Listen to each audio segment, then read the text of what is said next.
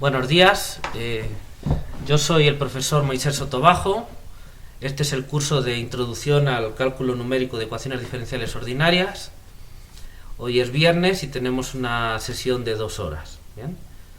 Entonces vamos a comenzar ya. Les comparto la pantalla antes de que se me olvide. Bueno, ¿pueden oírme y verme bien?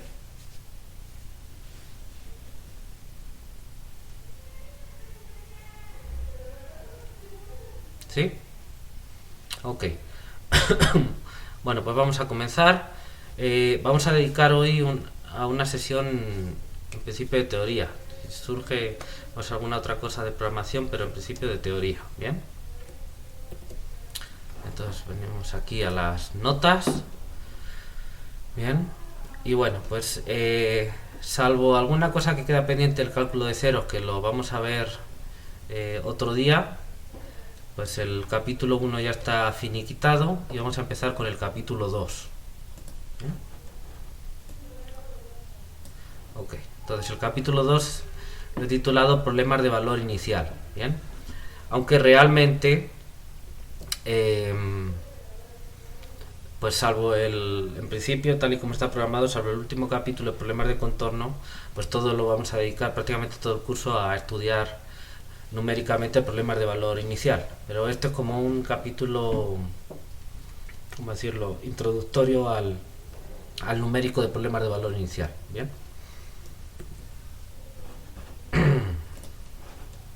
Bueno, pues como decía, en lo que sigue, hasta el capítulo de problemas de contorno, vamos a estudiar diferentes aspectos, sobre todo numéricos, o de la resolución numérica, del siguiente problema de valor inicial, que vamos a abreviar PVI, ¿eh? O problema de Cauchy, según la definición que dimos anteriormente. Entonces supondremos fijados unos números A y B con A menor que B, que son los que definen el intervalo de definición de la solución y donde vamos a estudiar nuestro problema. F es la función del lado derecho, entonces está definida en AB por RD a RD. Bien, aquí si quieren en lugar de RD, quizá para algunas funciones haya que poner un conjunto más pequeño, pero realmente no me voy a preocupar mucho por eso, porque en cada caso se puede aclarar seguramente quién es el dominio y no va a ser demasiado problema. Entonces, para no andar complicando la notación, voy a poner RD, ¿bien? Pero siendo conscientes de ello. Y un vector eta en RD también, obviamente no lo he puesto aquí, pero D siempre lo hemos fijado como un entero positivo. Entonces eta es el dato inicial, ¿bien?, que aparece en la condición inicial. Entonces consideramos la EDO o el sistema de EDOs en forma normal, dada por la función f del lado derecho, y la condición inicial definida por el punto A y el vector eta. ¿Bien? Bueno, si D es igual a 1, pues eta es un vector, pero de dimensión 1, o sea, un número real. ¿Bien? Pero es un caso particular. Entonces tenemos el problema de valores iniciales, el problema de Cauchy 2.1, que dice que x' siempre es derivación con respecto a la variable independiente t. X' es igual a f de tx, o sea, f de tx de t. Bien, con condición inicial x en a igual a eta. Bien. En algunos casos, si uno lo desea, puede considerar también una condición final del tipo x de b igual a eta, pero lo que se va a decir serviría igual con cambios obvios en la mayoría de los casos. Bien, entonces vamos a suponer que es un problema de valor inicial, entonces los datos los estamos dando en a. Si tuviéramos un punto intermedio, pues claramente se puede descomponer en el problema hacia la derecha y el problema hacia la izquierda también. Bien, entonces, para fijar ideas y simplificar las notaciones y la teoría, pues vamos a suponer una condición de este tipo, salvo que se diga lo contrario. Supondremos además que f es continua y localmente Lipschitz en la segunda variable, o sea, en la variable x, o si se prefiere en un abierto D de RD más 1, tal que este dominio está contenido en D. Bien, para aplicar bien, esto tiene que ver con aplicar bien los teoremas que hemos visto, y pues esas cuestiones técnicas ahora no nos vamos a preocupar mucho por ellas. Lo importante es que suponemos que tenemos unas hipótesis. Claro, en cada ejemplo en concreto se podrá checar, pero normalmente si uno tiene una f que no sea muy rara, pues va a estar cumpliendo estas condiciones, ¿no? Sobre todo vamos a manejar f que sean regulares, ¿no? Entonces, bajo estas hipótesis se pueden aplicar el teorema de Picard-Lindelof y el teorema de continuidad. El teorema de Picard-Lindelof, recordemos que es el teorema de existencia y unicidad de solución, y el teorema de continuidad con respecto a los datos iniciales. Bien, de forma que tenemos asegurado que nuestro problema 2.1 tiene solución única x, es una función c1, y esta depende de los datos iniciales. Bien, depende continuamente, aquí no lo he puesto, no, claro que depende de los datos iniciales, depende continuamente, aquí falta, depende continuamente de los datos iniciales, luego lo corrijo. Bien, entonces tenemos una solución C1 de AB en RD. Bien, bueno, en principio comento aquí que la solución está definida localmente alrededor de A, en un entorno de A, pero por simplicidad lo supondremos definida en todo AB. Bien, igual, para no complicarnos con estos detalles técnicos. En definitiva, si hay algún problema con la solución, como por ejemplo un fenómeno de explosión antes de t igual a b, pues nos daremos cuenta durante la resolución numérica. Entonces, ahora no nos vamos a preocupar mucho por eso, pero siendo conscientes de que eso puede pasar. Bien. Bueno, entonces tenemos, vamos a suponer siempre que tenemos existencia, unicidad de solución y dependencia continua de los datos iniciales. Bueno, el problema de aproximación numérica que nos planteamos es el siguiente: encontrar y analizar métodos que permitan obtener y estudiar aproximaciones numéricas de x entendidas de cierta manera. Eso ya se explicará en cada caso. Que sean computables siguiendo un algoritmo definido. ¿Bien? Las aproximaciones numéricas serán objetos de cierto tipo. ¿Bien? Típicamente vectores. Hola Jesús. Continuamente eso está explicado en el teorema 13. ¿Bien? Ya lo comentamos en el teorema 13. Pero básicamente lo que quiere decir es que si yo considero este problema con esta f y esta eta, y otro problema con solución en lugar de x vamos a poner y, con por ejemplo la misma f y una eta gorro, ¿bien? Pues la idea es que si eta se parece a eta gorro, ¿qué quiere decir se parece? Pues como son vectores de RD podemos pensar que la norma de eta menos eta gorro es pequeñita. Entonces las soluciones x y y de los respectivos problemas para eta y eta gorro se parecen también. Se parecen también y uno lo puede medir en una norma para funciones C1 o para funciones continuas, por ejemplo la norma del máximo. Bien, pero básicamente la idea es que si los datos iniciales se parecen, eta y eta gorro están cerquita, entonces las soluciones x y y también están cerquita una de la otra. Si quieres visualmente es que si tú pintas las gráficas de x y de y, pues son curvas que son también parecidas. Bien, esa es la idea. Pero bueno, eso se hace preciso, como digo, en el teorema de dependencia continua, que es el teorema 13. ¿Ok? ¿Sí se entendió, Jesús?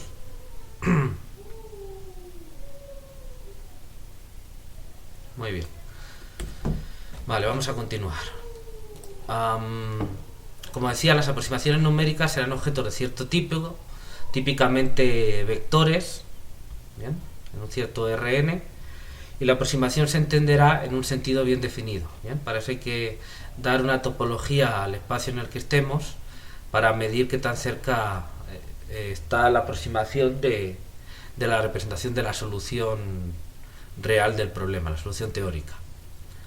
Por ejemplo, fijado una malla t sub n, con n desde 0 hasta n mayúscula, es decir, tenemos una malla de tamaño n, es decir, n más 1 nodos, tamaño n o n más 1, según se vea. Son puntos en AB, como ya dijimos, bien, de la definición 15, pues los métodos basados en mallas permiten obtener aproximantes de la forma u sub n, n desde 0 hasta n mayúscula, que están en el espacio de n más 1 copias de RD, es decir, que es, digamos, equivalente a RD n más 1. Es decir, nosotros tenemos para cada punto de la malla t sub n un elemento u sub n que pertenece al espacio RD. O sea, u sub n son vectores de RD. ¿Ok? Bien. en el sentido de que estos vectores de RD U sub n aproximan a la solución teórica en el punto T sub n de la malla. ¿Bien? Como esto es un vector de RD, porque X está definida de AB en RD, ¿bien? Pues entonces U sub n también tiene que ser un vector de RD, ¿no? Para compararlos. ¿De acuerdo? Fundamentalmente nos vamos a dedicar en este curso a métodos basados en mallas. Entonces este va a ser el paradigma más importante, el paradigma más usual en este curso. ¿Ok? Bueno, hasta aquí si se entiende. Ya de esto hemos hablado un poquito. Ahora vamos a ir concretando cada vez más.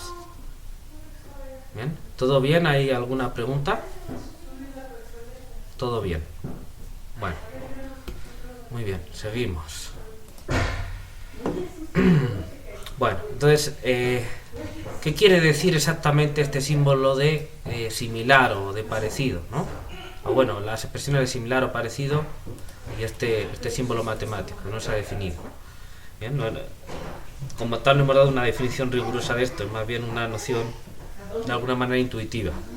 Bueno, vamos a tratar de concretarlo un poco más. Entonces lo que hay que hacer es fijar una norma en RDN más 1, ¿bien? Les he puesto en las referencias algunas referencias, como por ejemplo el libro de Kolmogorov y Fomin, el libro del Dr. Fraghela, y hay muchos otros, ¿no? Cualquiera que se llame análisis funcional, espacios normados, espacios de Banach, que sé yo, cosas de ese tipo, seguramente lo puedan encontrar. De todas maneras no quiero que se preocupen mucho por eso. Entonces nada más explicarles otra vez, quizá lo hice en algún momento antes, pero bueno, recordatorio aquí. Una norma es un objeto matemático que permite formalizar de manera rigurosa esa noción de que algo sea parecido a otra cosa, ¿no? Y entonces una norma lo que nos permite es establecer distancias entre objetos, de manera que podamos decir la distancia entre este objeto y esto es tal, y entonces pues esa distancia, si esa distancia es pequeñita, pues es que están cercanos, y si esa distancia es grande, pues es que están lejanos, ¿bien? Y entonces nos permite de alguna manera cuantificar y medir esas distancias y por lo tanto cuantificar esa noción de similitud, ¿bien? O de cercanía. Bueno, entonces más concretamente, lo puedes leer, pero si tenemos un espacio vectorial es importante que tener para las normas, se puede hacer más general para espacios métricos y demás, o espacios topológicos, pero bueno, normalmente en las aplicaciones, desde luego, donde vamos a trabajar nosotros, uno tiene espacios vectoriales, ¿bien? Vamos a pensar sobre el cuerpo de los reales o el campo de los reales. Piensen si quieren en este caso estábamos diciendo en RDN más 1, en un RN, ¿bien? Pero no tiene por qué ser un RN. Entonces tenemos un espacio vectorial sobre los reales, y entonces una norma es una aplicación que me asocia un tamaño a los vectores. Entonces una aplicación que va del espacio vectorial a los números reales, de hecho a los reales no negativos, y que cumple ciertas propiedades, ¿bien? Y esas propiedades pues son no sé si son 3 o 4 según como uno lo mire. Primero la no negatividad, es decir, la norma de un vector tiene que ser mayor o igual que 0. Pues estamos pensando la norma del vector como el tamaño, la magnitud del vector, la longitud del vector en algún sentido.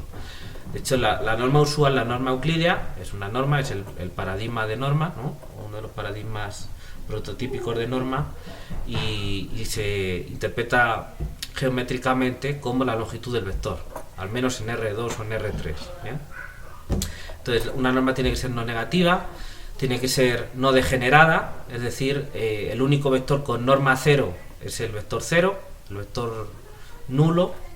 Todos los demás tienen que tener norma positiva, ¿no? ¿Qué más? La homogeneidad, que quiere decir, yo estoy en un espacio vectorial, entonces mis vectores los puedo multiplicar por números reales. Entonces la homogeneidad lo que me dice es que si yo le calculo la norma al vector alfa por x, donde alfa es un número real y x es un vector, pues la norma de alfa por x es igual al valor absoluto de alfa por la norma de x. ¿Bien? ¿Esto qué quiere decir? Porque yo tengo un vector de norma 1 y yo le multiplico por 2, pues me sale un vector de norma 2. ¿Bien? O si tengo un vector x de norma 1 y le multiplico por menos 3, pues me sale un vector de norma 3. ¿Bien? Pues, ese escalamiento de los vectores, al multiplicar por escalares, pues se hace de la manera correcta. Y la última propiedad es la desigualdad triangular. ¿Bien? Que me dice que, bueno, yo tengo vectores, entonces los puedo sumar. Y entonces la desigualdad triangular lo que me dice es que la norma de x más y es menor o igual que la norma de x más la norma de y. La desigualdad triangular. Todas estas propiedades le resultarán comunes porque son las propiedades básicas que uno comenta cuando está hablando, por ejemplo, de la norma prototípica en los números reales, que es la del valor absoluto. El valor absoluto es una norma en el espacio vectorial de los reales sobre sí mismo. ¿Bien? Entonces uno tiene la desigualdad triangular, la propiedad de que el valor absoluto del producto es el producto de los valores absolutos, esa es la homogeneidad, el valor absoluto es no negativo y el único número con valor absoluto 0 es el 0, por ejemplo, ¿no?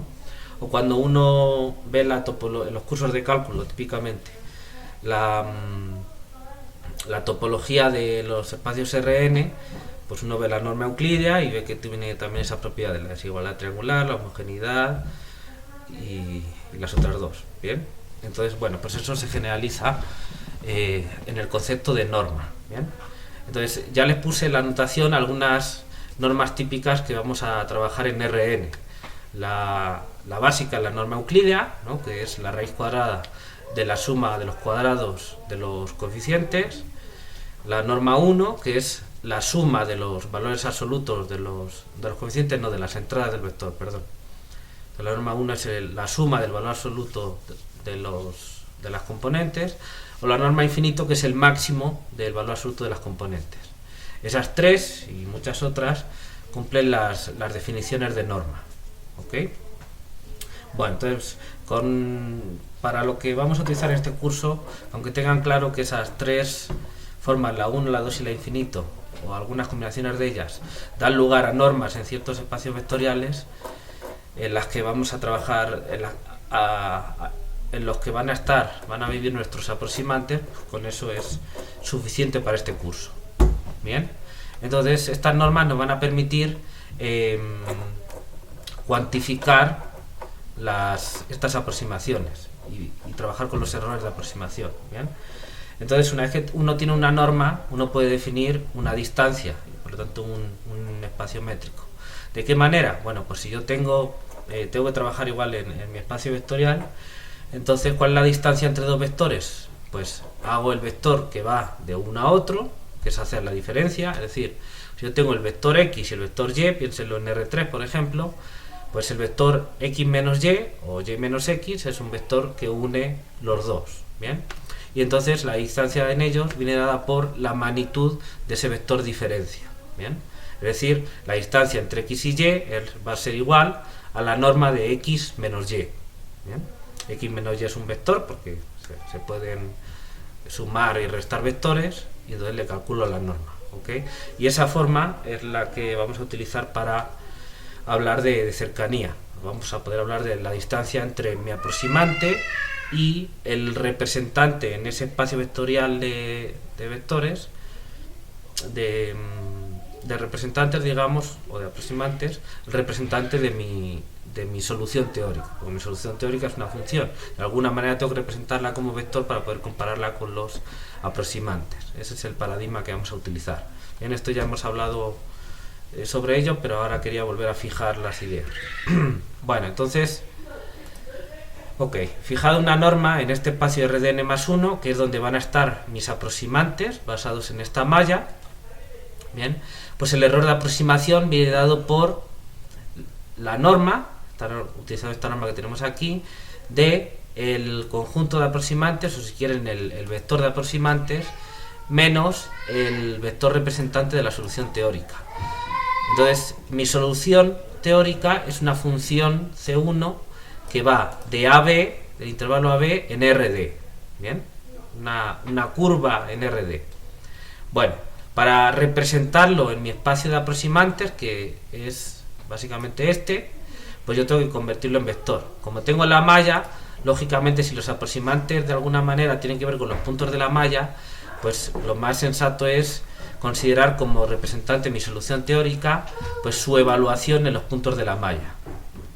Entonces para cada n, desde 0 a n mayúscula, yo evalúo mi solución teórica, evalúo teóricamente, porque normalmente yo no tengo la solución, ¿bien?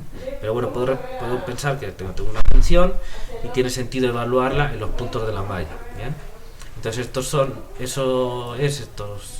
x en t sub n, en los puntos de la malla, y estos son vectores de RD, ¿bien? Y entonces para ver qué tanto se parecen mis aproximantes u sub n a estos x en t sub n, estos vectores de RD, bueno, pues claro, todo el aproximante es el conjunto de estos u sub n, uno para cada punto para cada nodo de la malla. Entonces yo los considero globalmente y entonces hago la resta entre estos dos elementos, entre mi aproximante y el representante de la solución teórica, entendido como la evaluación de los nodos de la malla. Y esto de aquí me da un número, y ese número es lo que llamo el error de aproximación, que se interpreta como la distancia en este espacio, la distancia inducida por esta norma que nosotros fijemos, entre el aproximante y el representante de la solución teórica. ¿Bien?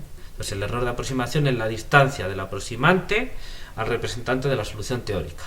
Y eso, en términos de la norma, pues es la norma de la diferencia. Bien, ahora vamos a ver algún ejemplo en concreto que ayudará a fijar las ideas. Pero bueno, ¿sí se entiende esta conceptualización?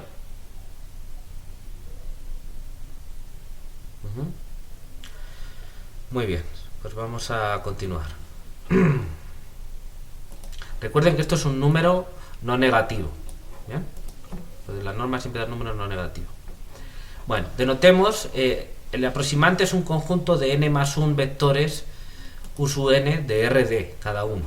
Bueno, aparte, cada elemento del aproximante u sub n, que es relativo al nodo t sub n de la malla, pues cada componente o cada elemento del aproximante u sub n, como es un vector de RD, pues vamos a escribir sus componentes de esta manera: u sub n1 hasta u sub nd. Y estos sí ya son d numeritos. Cada uno de estos es un numerito real. ¿Bien? Bueno, entonces, como norma en RDN más 1, por ejemplo, se puede considerar la norma euclídea, ¿bien? En este espacio, obteniéndose el siguiente error de aproximación. Entonces, en este caso, tomando la norma euclídea en RDN más 1, este error de aproximación que decíamos, pues toma esta expresión. Entonces, ¿qué es lo que estamos haciendo? Pues es, consideramos las diferencias entre los u sub nj, que son cada una de estas componentes de los elementos del aproximante, ¿bien? Y entonces unj, aquí n indica el nodo en el que yo estoy mirando la aproximación, y j es la componente de las d componentes que yo tengo, porque estoy trabajando en RD. ¿Bien? Si quieren pueden pensarlo, estoy trabajando en RD porque es de alguna manera como que tengo d variables, x1, x2 hasta xd, pues son d variables. ¿Bien? En algunos ejemplos yo les ponía xy, si quieren xy lo pueden pensar como x1, x2. ¿Bien? Son distintas notaciones. Lo importante es que el d es el número de variables, como ya comentamos en su momento. Entonces unj es la componente jésima del elemento nésimo del aproximante. Y este número, la idea es que tiene que aproximar este otro de aquí. Y este otro de aquí es la componente jésima de la solución, o la variable jésima, si quieren, evaluada en el nodo t sub n. ¿Ok? Entonces, estos dos son números reales, entonces yo los resto, le calculo el valor absoluto, o no hace falta porque le tengo que hacer el cuadrado. ¿Bien? Entonces, calculo el cuadrado de estas diferencias. Ahora sumo en j y en n, es decir, sobre todas las componentes y sobre todos los nodos, y hago la raíz cuadrada. Pues esta es la norma euclídea de toda la vida. Entonces, si uno considera la norma euclídea, pues el error de aproximación de este aproximante basado en esa malla, pues está dado de esta manera. Entonces, pues de acuerdo con esto, si esto obviamente es un número, entonces estos dos, como he dicho, son números, entonces todas estas operaciones me dan números. Bien, esto no es negativo, así que tiene sentido hacerle la raíz cuadrada. Entonces eso me da un número no negativo. Entonces, cuanto más cerquita esté de 0 ese número, ese error de aproximación, entiendo que mi aproximante es mejor a la solución teórica. Bien, en ese sentido concreto. Entonces yo repito, he fijado una malla con n más 1 puntos, n mayúscula más 1 puntos, y entonces estoy mirando la solución teórica solo en los puntos de la malla. ¿Qué pasa entre los puntos de la malla? No lo sé. Pero de alguna manera tengo que convertir el problema en algo finito para poder hacer algo computable, ¿bien? Para poder hacer algo numérico. Entonces estoy fijándome en la solución teórica solo en los puntos de la malla, y entonces estoy aproximando la solución teórica en esos puntos de la malla. ¿Bien? Y entonces ahí estoy mirando qué tan buena es mi aproximación, si esos numeritos que yo tenga se acercan bien a la solución teórica en esos puntos de la malla. ¿Bien? Y repito, tengo d por n más 1 números, porque yo tengo n más 1 nodos en la malla, n más 1 puntos, y tengo para cada punto d componentes, porque tengo d variables. ¿De acuerdo? Entonces por eso tengo d por n más 1 puntos. Entonces tengo que tener en cuenta todos para ver la aproximación. ¿De acuerdo? ¿Sí se entendió esto?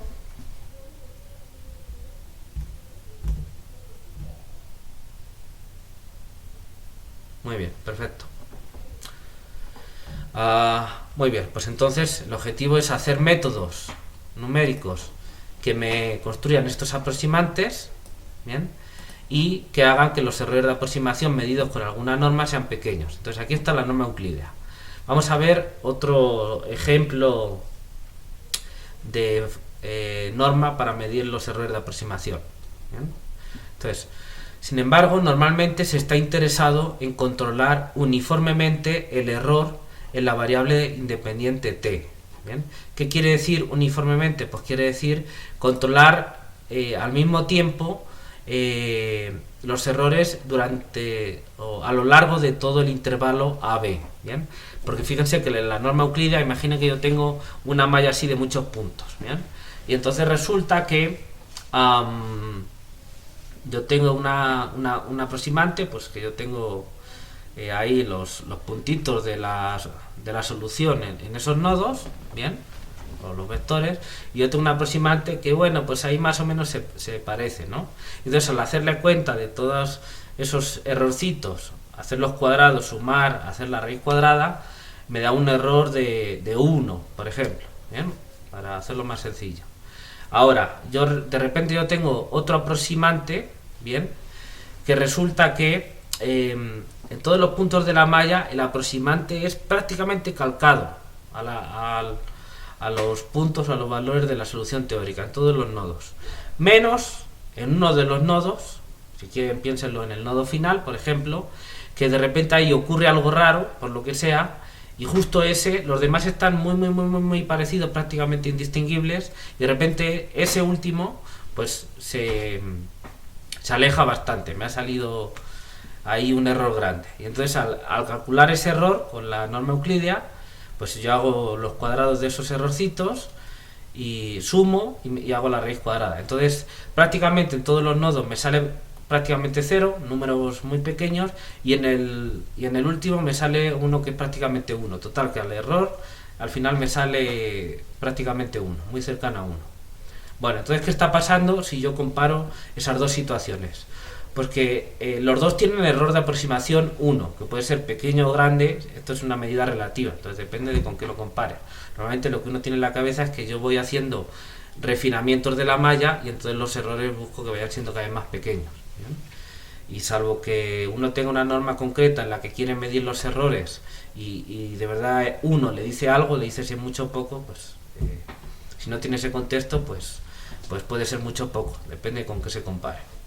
Bueno, en las aplicaciones normalmente uno sí tiene una cierta idea de cómo medir el error y qué error necesita, ¿bien? ¿Qué precisión necesita? Bueno, entonces en el primer ejemplo resulta que en los dos el error es 1, pero en el primer ejemplo pues los errores están más o menos repartidos a lo largo de todo el intervalo AB. Mientras que en el segundo ejemplo prácticamente no tienes error, salvo al final, que tienes un error enorme. ¿Bien? Entonces, pues claramente son situaciones distintas. Entonces puede ocurrir que prefieras que los errores estén más o menos repartidos, pero a lo largo de todo el intervalo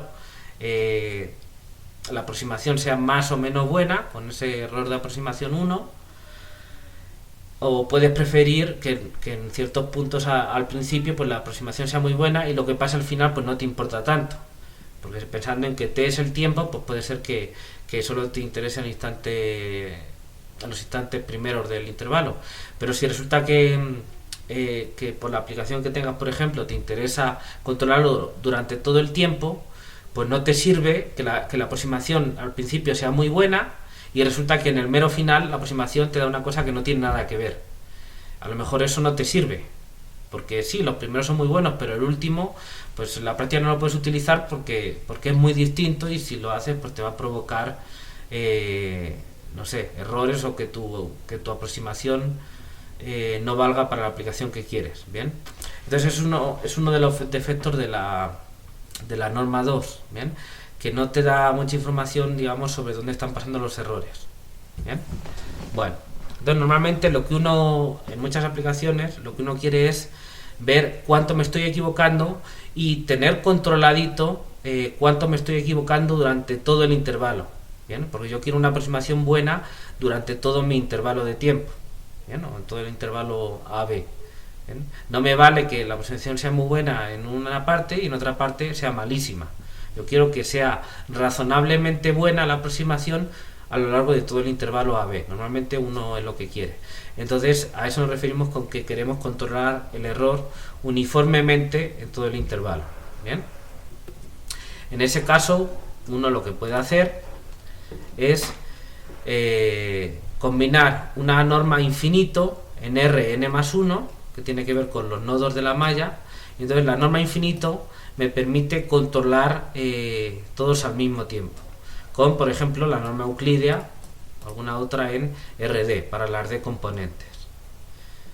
Bien, entonces combinando estas dos, y combinando la norma infinito con la norma euclídea, de esa manera se puede considerar una norma híbrida en Rn más 1, de forma que el error de aproximación toma esta forma. Este es el mismo error de aproximación, pero con una norma que he denotado, por ejemplo, asterisco, y que tomaría esta forma. Bien, entonces, fijado un n, es decir, en un nodo de la malla, pues yo mido el error correspondiente a ese nodo de las d componentes con la norma euclídea, y entonces lo que tengo es la raíz cuadrada de la suma en j de estos errores en el nodo n y en la componente j décima. Entonces aquí la norma euclídea. Bien, porque pues en principio pues tengo distintas componentes, y entonces pues yo mido cómo estoy con la norma euclídea, cómo se parecen esas d componentes simultáneamente.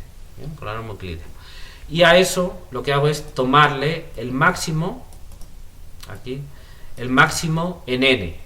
Bien, entonces ¿qué estoy haciendo con el máximo? Esa es la norma infinito en Rn más 1. Bien, entonces al tomar el máximo de esos errores en n, lo que estoy diciendo es, bueno, tú mídeme los errores pero por nodo. Para cada n, en cada nodo tú vas tomando los errores. Bien, y entonces ahora dime cuál es el peor de ellos, el más grande, el error más grande, porque a mí lo malo que me puede pasar es que los errores sean grandes. Yo lo que quiero es que sean pequeños. Entonces yo tomo el máximo de esos errores, el peor caso, y ese me da el tamaño de mi aproximación. Entonces con eso yo sí me entero, por ejemplo, de alguna manera, ¿no? Yo me entero, no me entero, sino que no me sirve que el error, que la aproximación sea muy buena en muchos nodos, que sea prácticamente cero, si al final en uno solo, aunque sea uno solo, el error de aproximación en ese nodo es muy grande. Entonces el error global va a ser muy grande, porque ya no hay forma de que compensen unos con otros. Cuando yo hago la suma en n y hago la raíz cuadrada, pues de alguna manera se pueden compensar unos con otros, porque estoy sumando y al sumar pues ya no me entero de dónde vienen. Pero al tomar el máximo, pues aunque unos sean muy chiquitos, con que haya uno que sea grande, el error ya es grande. Entonces ahí ya me da igual que todos fuesen igual de malos a que solo uno sea igual de malo, porque el error de aproximación al final me da lo mismo. Entonces, de alguna manera, la norma infinito, bien, guiada a través concretada a través de ese máximo, bien, la norma infinito me da esa sensibilidad al error, da igual donde se cometa. Es decir, yo estoy controlando al mismo tiempo, no permito compensaciones. Es decir, me da igual que unos sean mejores y otros peores y al final, al hacer la suma y demás, pues salga más o menos algo aceptable. No, yo quiero que en todos los puntos de la malla el error sea igual de bueno o igual de malo, controlando con el máximo. ¿Sí se entiende esta explicación?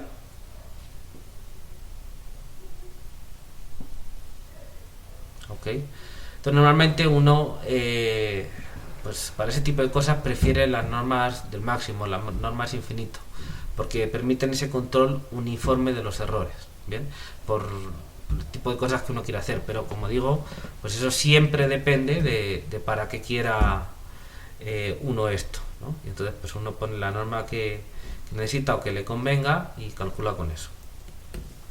Ok. Muy bien, bueno, esta norma, como estábamos diciendo, nos da el valor máximo en la malla para n es el índice del nodo, de la desviación del aproximante u sub n en el nodo t sub n con respecto de la solución en ese punto t sub n, medido con la norma euclídea usual. Bien, entonces para cada nodo sí estamos utilizando la norma euclídea.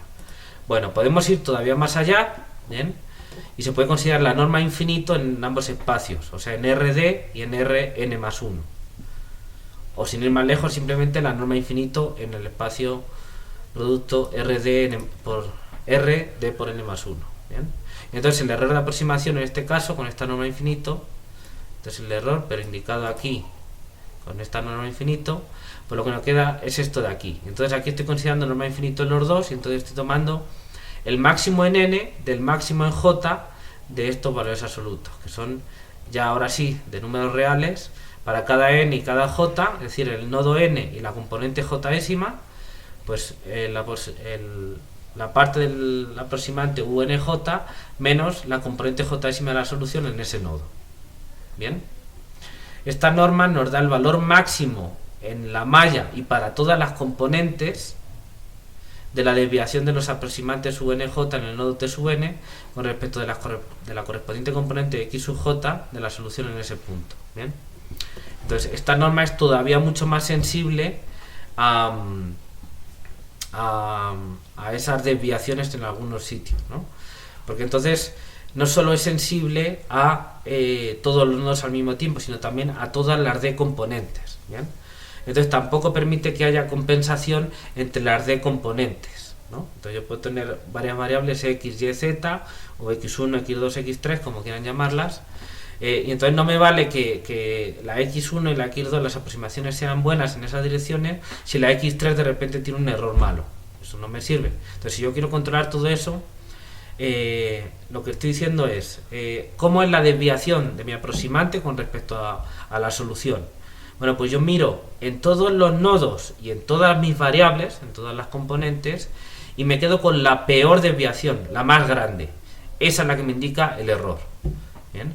De manera que para yo poder hacer el error de aproximación en esta norma infinito suficientemente pequeño, tengo que asegurarme de que en todos los nodos y en todas las variables el error es pequeño, en todas. Con que haya solo una que se me desmadre, se me haga grande, pues ya el error de aproximación global también se me hace grande. ¿Bien?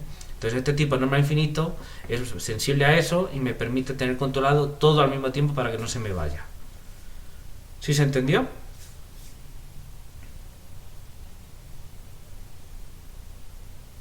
Ok, muy bien. Bien, si quieren, tienen como ejercicio comprobar que este tipo de normas pues son normas en los espacios correspondientes, ¿no? La norma infinito, esas híbrido entre la euclídea y el infinito. Entonces tienen que comprobar que cumplen esas propiedades de la norma, esas 4 propiedades de la norma. Para más detalles pueden ir a la bibliografía que les he dicho, que tienen en las notas, o preguntarme a mí. ¿Bien? Pero bueno, no quiero detenerme más en esos, pero es un ejercicio interesante para ustedes, sobre todo si les gusta el análisis matemático. Muy bien, bueno, a ver, otro ejercicio, este es también interesante, ¿bien? Entonces vamos a leerlo y voy a explicar un poquito, a lo mejor les doy alguna idea y pues se queda para ustedes como ejercicio, ¿bien? Para que lo trabajen. Ejercicio 17. Entonces, sea un n mayúscula perteneciente a los naturales, o sea, entero positivo, que va a tener que ver con el tamaño de la malla. Fijamos una malla T sub n ordenada de AB. ¿Y qué quiere decir una malla ordenada? Pues que estos son los puntos de AB, pero además los consideramos ordenados de izquierda a derecha, es decir, T sub n menos 1 es siempre más pequeño que T sub n, ¿bien? Y es una malla de AB, completita de AB, es decir, que el T sub 0 es el punto A y el T sub n es el punto B. Bien, con esto, entonces todo esto lo abreviamos diciendo que esto es una malla ordenada de AB, ¿bien? Que típicamente es lo que consideraremos, ¿no? Si yo quiero partir AB en representar AB con una malla, digamos, y pues claro que los quiero ordenados, porque la idea es que normalmente uno va a ir de izquierda a derecha, ¿no? Bueno. Y ahora consideramos dos vectores que juegan de alguna manera el papel de aproximantes. Bien, pero aquí simplemente digo que es una colección de vectores. U es una colección de unos vectores u sub n de 0 a n mayúscula, y V es una colección de vectores Vn de 0 a n mayúscula que están en R de n más 1. Pero interpreto que estos son U y V son vectores de vectores. Bien, es decir, para cada n, U sub n es a su vez un vector de RD y Vn también es un vector de RD con componentes respectivamente UNJ y VNJ. ¿Bien? Los rollers de los índices n y j pues son los mismos que antes. ¿Bien? Lo pueden pensar igual que antes. Entonces pueden pensar que este U y V, pensarlos como aproximantes, son vectores de vectores. ¿Bien? Son vectores de n más un componente donde cada uno es un vector a su vez de RD. ¿Bien? O si quieren pueden pensarlo como n más un vectorcitos de RD, lo pueden pensar como una matriz o como quieran. No es exactamente así, pero si quieren para fijar ideas. ¿Bien? La idea es que, claro, como yo estoy trabajando en RD, pues en cada punto de la nave, de la malla, yo tengo que tener un vector de RD, porque tengo de componentes. Bueno, entonces tengo esos vectores U y V. Consideremos los pasos de la malla hn igual a tn menos tn menos 1, ¿no? Esto es la enésima longitud de la malla, de los subintervalos en que parte la malla el intervalo AB. Bueno, consideramos ahora dos funciones x y y definidas a partir de u y v de la siguiente manera. X y y son funciones, son curvas en RD, van de AB a RD, ¿bien? Y son curvas poligonales, ¿bien? Es decir, que sus gráficas son segmentos de recta, ¿bien? Unidas, resultantes de interpolar linealmente u y v sobre la malla, ¿bien? ¿Qué quiere decir esto? Bueno, perdón. Yo tengo una malla de AB, entonces tengo los puntos T sub n. Ok. Para cada uno de esos puntos de la malla T sub n, yo considero el vector NRD U sub n. ¿Bien? Entonces tengo los puntos de la malla, entonces tengo n vectores U sub n. ¿Bien? Y entonces lo que voy a hacer es, en RD, unir con segmentos de recta el vector U sub 0 con el vector U sub 1. El vector U sub 1 con el vector U sub 2. El vector U sub 2 con el vector U sub 3. El U sub 3 con el U sub 4. ¿Bien? Y voy formando esa recta poligonal con trozos de recta. ¿Bien? Y a eso básicamente es la X, la interpolación lineal. X es una función del intervalo AB en RD. ¿Bien? Porque según voy recorriendo AB, yo voy recorriendo esos segmentos de recta. ¿Bien? De manera que lo hago de alguna manera con velocidad uniforme para cada uno de los subintervalos de la partición. Bien, y cada vez que paso por un T sub n, X está en el vector U sub n, en la posición U sub n. Bien. Y lo mismo con el aproximante V o el vector V, me construyo la poligonal Y. ¿Okay? Entonces es interpolación lineal. Analíticamente, pues son estas fórmulas que tienen aquí. X de t viene dada por esta fórmula, y y de t por esta fórmula. Entonces, de alguna manera son polinomios de grado 1 en la variable t. Segmentos de recta, pues, ¿no? A ver, estas fórmulas valen para t en el intervalo tn-1 tn, ¿bien? Entonces, si yo quiero evaluar x de t en un t en AB, pues lo primero que tengo que hacer es ver en qué intervalo está t, ¿bien? El intervalo AB se parte en n mayúsculas subintervalos de esta forma, entonces el t estará en alguno de estos. Si es uno de los nodos, pues estará en dos, pero no importa porque van a coincidir. Las poligonales definidas así son continuas, tal y como lo hemos hecho.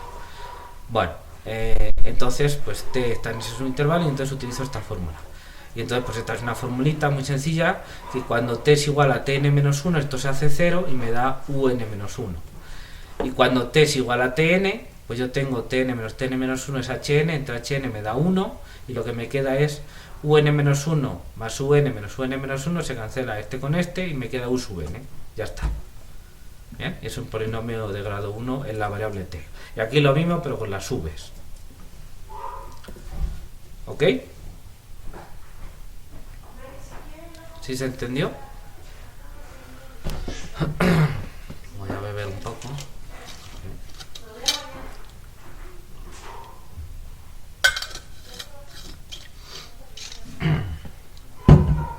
Bueno, ¿sí se entendió, chicos?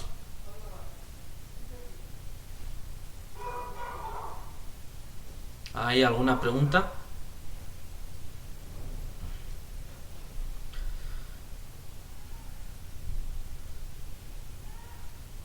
Ajá, sí. A ver, fíjense, yo tengo unos vectores, vamos a poner un ejemplo sencillo, ¿bien? Entonces, yo tengo el intervalo AB, vamos a poner 0, 2, ¿ok? El intervalo 0, 2.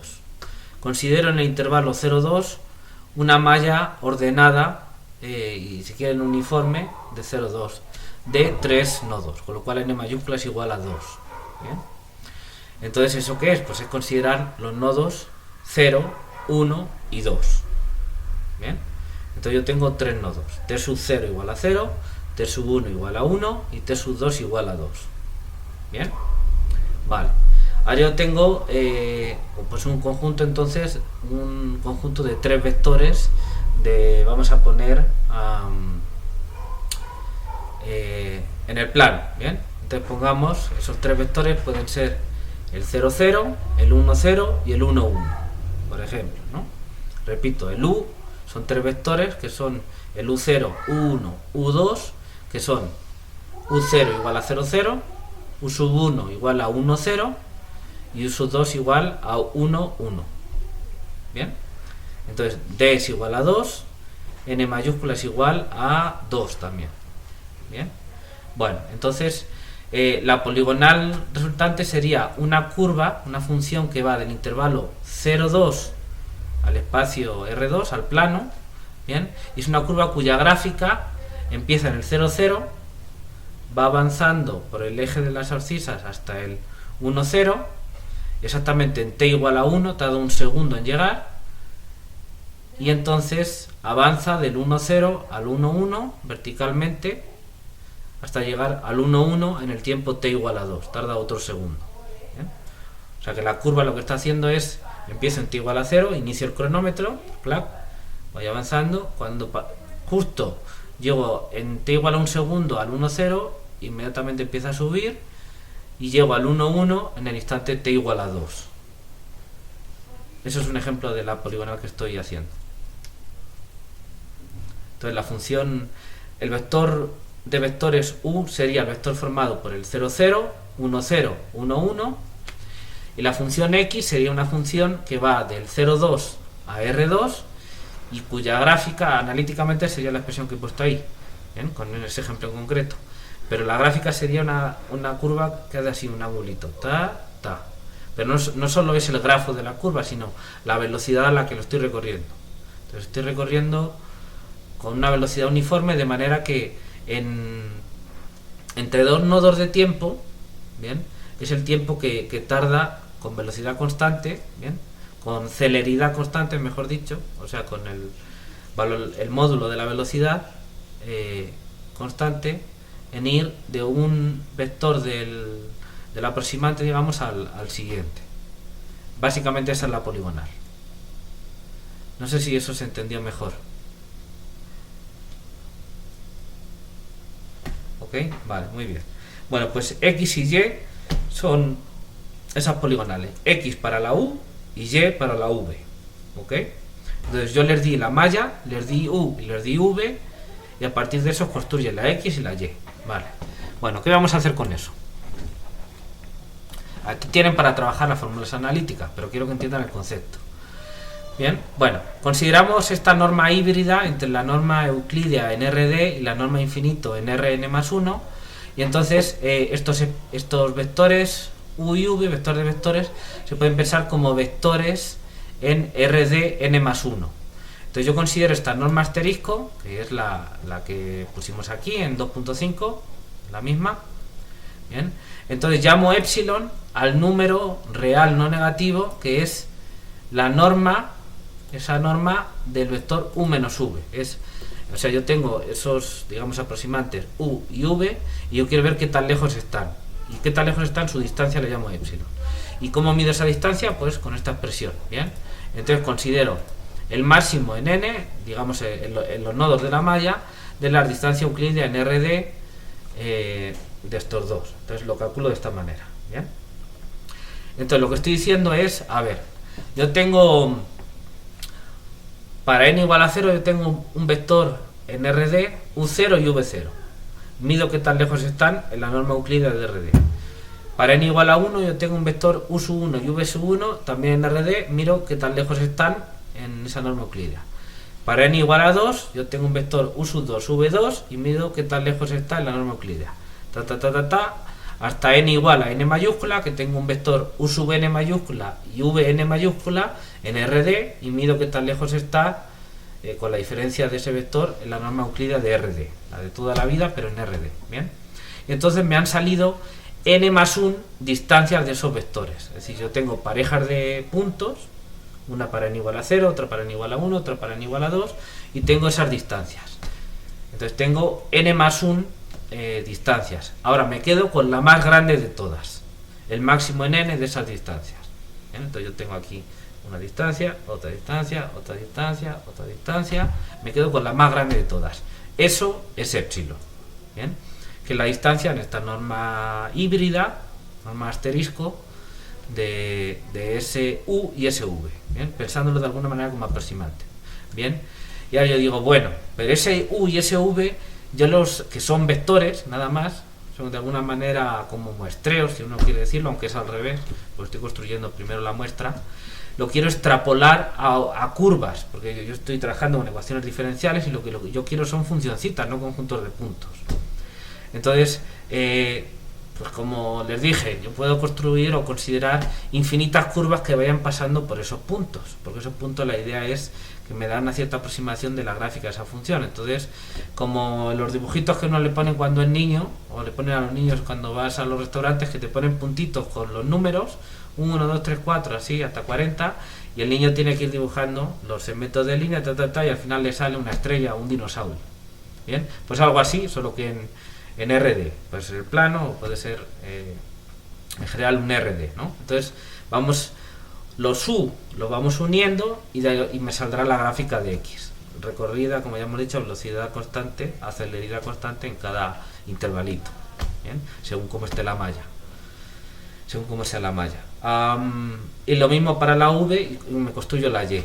Bien, y entonces ahora yo puedo plantearme, bueno, qué tan parecidas o distintas son la X de la Y, porque yo he medido con el epsilon, con esa distancia asterisco, he medido qué tan parecidos la distancia que hay entre U y V en ese espacio de vectores, espacio RD por n+1.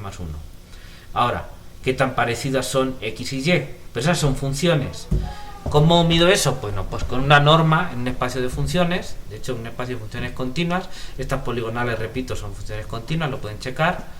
Pues son trozos de segmento, claro que son con funciones continuas, y en los nodos pegan bien, porque se juntan en el mismo nodo, entonces no, ahí no hay problema. Bueno, entonces pues yo quiero mirar qué tan parecidas son x y y, que son funciones. Entonces yo pongo aquí una norma en un espacio de funciones continuas, no quiero entrar mucho ahí, pero una norma es, por ejemplo, esta de aquí.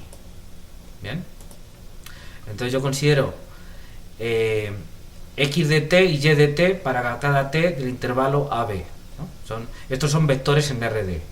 Yo le calculo la norma euclídea como vectores en RD para cada instante de tiempo t, y ahora de todas estas yo hago el máximo en t. Bien, es decir, yo tengo una curva x, otra curva y, para cada instante de tiempo, cada punto t del dominio, yo tengo que x pasaba por un punto x de t y y pasaba por un punto y de t, los dos en RD. Mido qué tan lejos están con la norma euclídea. Bien, y eso lo hago para cada pareja de puntos. Según se va moviendo la t, se va moviendo nos vamos moviendo a través de la gráfica de x y de la gráfica de y. Entonces eso lo hago para cada instante de tiempo t, y ahora me quedo con el máximo de todos los t's. Bien, de todos los instantes de tiempo t, pues el máximo de esas distancias. Bien, entonces ¿qué me va a dar? Pues el error es en el instante de tiempo en el que estos estaban más lejos, en ese instante de tiempo, esa va a ser la norma que yo estoy considerando, la distancia. Bien, bueno, eso créanse que es una norma, una forma de medir distancias entre las funciones x y la función y. Bueno, pues lo que yo estoy diciendo es que si la distancia de u a v medida de esta manera es epsilon, entonces la distancia de x y y medida de esta manera también es epsilon, donde, repito, x es la poligonal que sale de u y y es la poligonal que sale de v. Bien, es decir, que si yo estoy tomando conjuntos de nodos y construyo las poligonales, bien, pues el construir las poligonales no me empeora, y obviamente tampoco me mejora la aproximación que yo tenga con poligonales. Es decir, que no puede ocurrir que entre dos nodos las poligonales se me separen y luego se vuelven a juntar, y entonces me provoque que el error sea más grande de las poligonales con respecto al de los vectores. Claro, lógicamente no puede pasar. Si yo estoy entre dos puntos y este está así de cerca o lejos y este de cerca o lejos, y entre medias los uno con dos segmentos, pues en medio no puede ser que los segmentos como si los estirase para que se alejen y luego otra vez se vuelvan a juntar para que el error de los vectores no sea tan grande. Pues no, porque son trozos de recta, no se pueden separar, son trozos de recta. Esa de alguna manera es la idea. ¿Sí se entiende? ¿Sí? Bueno, ok. Bueno, pues quiero que demuestren eso, claro, analíticamente. Para eso tienen que utilizar las expresiones analíticas de las poligonales, que yo se las he puesto ahí para facilitarles la vida, ¿no? Pero bueno, es interpolación lineal. Entonces, de alguna manera lo que estoy diciendo es que cuando yo extiendo muestras, si quieres muestras, digamos, o conjuntos de vectores entendidos como evaluaciones en puntos a toda una curva, pues se puede hacer de muchas maneras, salvo que se me ocurra alguna que me parezca buena. Pues digamos la más sencilla es la extensión por interpolación lineal. Bien, que ya dijimos que es muy sencilla, entonces esa es la bondad que tiene y es como muy natural. La cosa mala, la desventaja que tiene es que como solución de Edo, digamos, o algo similar, pues no me sirve demasiado. Bueno, depende, sí me sirve, pero no me da una curva que sea C1 en la mayoría de los casos. ¿Por qué? Porque los nodos va a tener esa poligonal un pico, porque llega un segmento y de repente aparece otro segmento, salvo que siga la misma línea y me dé una recta, pues ahí tengo un pico, y esos picos hacen que ahí las curvas no sean derivables, porque por un lado llevo una dirección y por otro lado llevo otro, entonces pues no me van a salir C1, de hecho no me van a salir derivables en los nodos en general, salvo que tenga, como digo, una recta. Ok, bien. Bueno, pues entonces, si yo considero esa extensión de los nodos a curvas, ¿bien?, de algo discreto y finito a algo continuo, con poligonales, pues el error que yo tenía lo sigo manteniendo con interpolación lineal. Bien, ese es el mensaje que me está diciendo. Eso creo que lo tienen que demostrar analíticamente. Es un jueguecito ahí con las expresiones, bien, con las normas que tenemos aquí. Pero bueno, no es, en cuanto entienda la notación no es un ejercicio demasiado difícil, bien. Bueno, aquí estamos tomando la norma euclídea en RD, bien. Entonces esto que estamos poniendo aquí quiere decir, pues esto de aquí, para un punto T es esto, bien. Se lo puse por aclarar esto de aquí nada más. Bien, entonces demuestre que si esto es epsilon, entonces este error de aquí también es epsilon. Bien, primera cosa. Segunda cosa, el resultado análogo, pero utilizando la norma infinito explicada más arriba. Es decir, cuando aquí en lugar de tener esta suma, aquí también pongo un máximo. Y aquí en lugar de tener la norma 2, que es con esto de aquí, pues tengo un máximo también en J. O sea, un máximo en T y un máximo en J. Y aquí un máximo en N y máximo en J. Bien, o sea, utilizando estas expresiones de aquí, de 2.6, las análogas. ¿Ok? Y el resultado es análogo, cambia las normas, pero si esta es epsilon, esta también es epsilon. Es decir, igual que las poligonales, el extender por poligonales no me empeora el error o la aproximación. ¿Sí se entiende? Las cuentas, ¿sí? Dime, Luises. Ok, perfecto, Jesús. ¿Se entendió?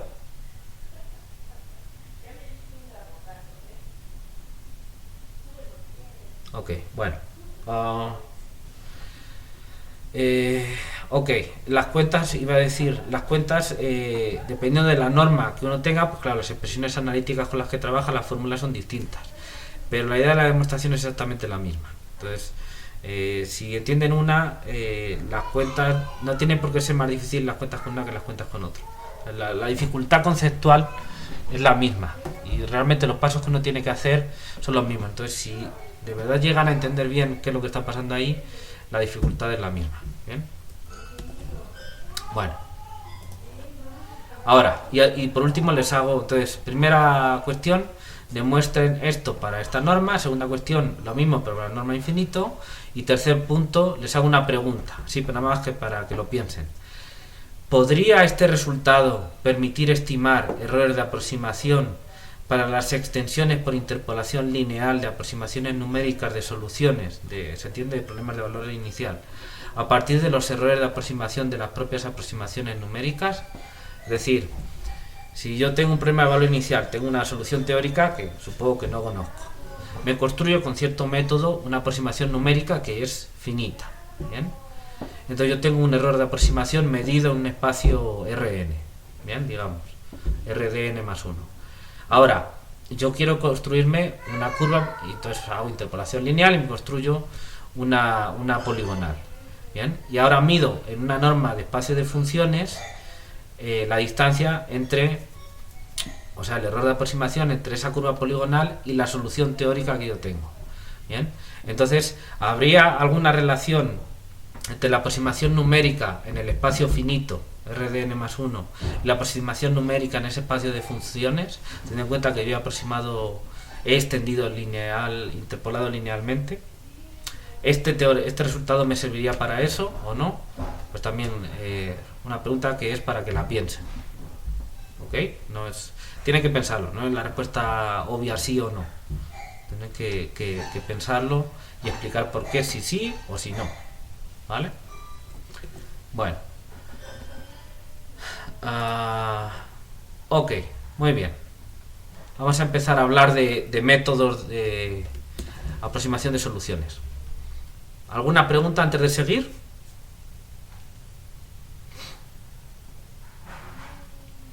¿Todo bien? ¿Están felices y contentos o están tristes?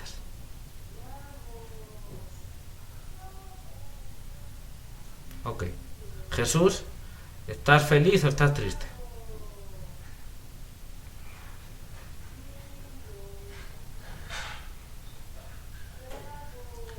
Bueno, Jesús no está ni feliz ni triste, está en un estado intermedio. Bueno, continuamos. Ok. Bueno, métodos analíticos que no requieren de discretización. Bien, Entonces, antes de hablar de los métodos puramente numéricos, que requieren discretización y que básicamente van a ser métodos basados en mallas, o sea, primero pones una malla y después trabajas sobre ella, ¿bien?